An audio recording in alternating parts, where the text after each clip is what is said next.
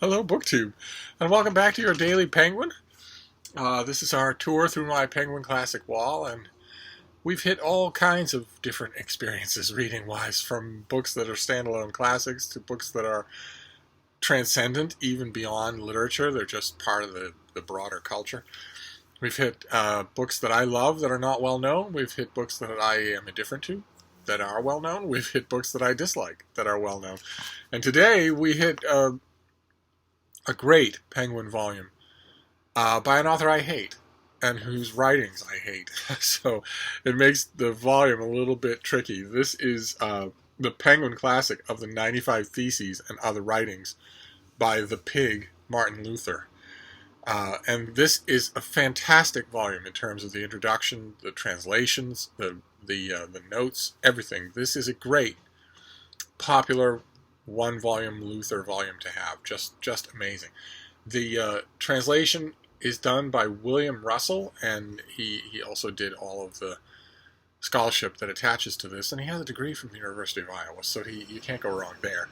I wish that all of that scholarship were in a better cause, but there is nothing good to say about Martin Luther. Nothing good to say about the writing that is so well translated in this book, and nothing to say about the man himself that isn't just fiery condemnation. He saw a church that was racked with problems, that was corrupt to its eyeballs, that was decadent and lost in dogma and totally disconnected from the ordinary people. And he wasn't the only one to see that. There are plenty of people, plenty of firebrand theological thinkers in his day who saw the same things much clearer than he did. Erasmus was one of them. Most of the best of those thinkers realized that if they took their outrage at all of that stuff and called for schism, for war, that they would be opening the door to a massive, unending flood of violence and heartbreak. And Martin Luther saw that too, and he didn't care. The difference between him and a lot of those other reformers is that he didn't care. So he basically started his own religion, started his own brand of Christianity. A complete, foul-mouthed, pea-brained hypocrite in every way.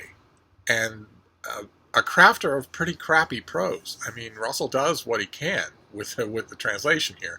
But if you read Luther's theological meanderings alongside the theological writings of virtually any other major or minor figure in his day, then even in English you will see right away that what you're dealing with here is a ham-handed moron, just pawing over subjects that are far more complex than he is.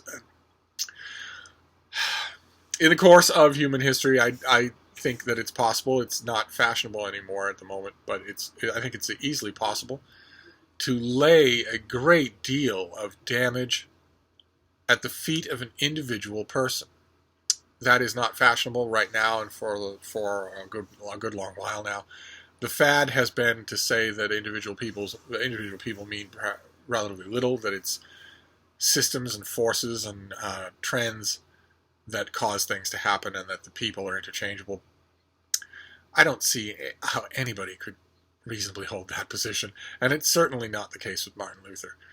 He decided to do what he did, and could have decided otherwise, and a huge amount of heartache and bloodshed and war can be laid at his doorstep.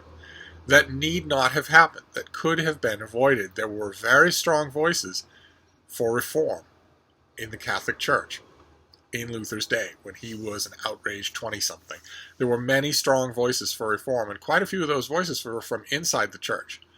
It wouldn't have been long until the Curia elected a reformer pope who cleaned out the Augean stables of the church, fixed it, who had an open mind towards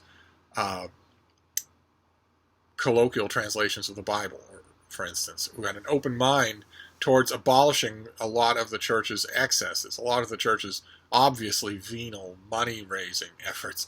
Just abolish them. Just get rid of them forever. Those reform movements were gaining strength. A lot of the most powerful movers and shakers, cardinals and princes within the church, were acolytes, openly, of those reformers. in other words, what I'm trying to say here, and of course this is going to be far afield for a Daily Penguin, and probably nothing that's ever been said in BookTube before. It's all right, we can just leave it. But what I'm trying to say is that the Protestant Reformation was entirely unnecessary, and that it was an open chasm to an enormous amount of bad and virtually no good, and all of it was created by this idiot.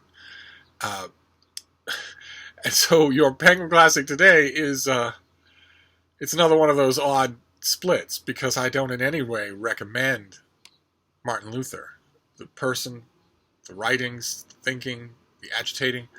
I do recommend this volume. This volume, if you want to be introduced to Martin Luther, you'll scarcely do better than this Penguin volume. This came out a few years ago for the 500th anniversary of the kickoff of the Protestant Reformation.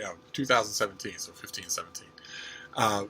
And although a part of me bridles at seeing Martin Luther in the Penguin lineup, I'm still glad of this volume.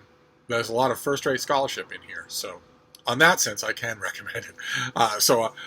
We're going to have to hope that tomorrow's Daily Penguin is a lot less contentious than today's. I don't see how it could be otherwise. So we'll reconvene then with almost certainly sunnier tidings. Thank you, BookTube.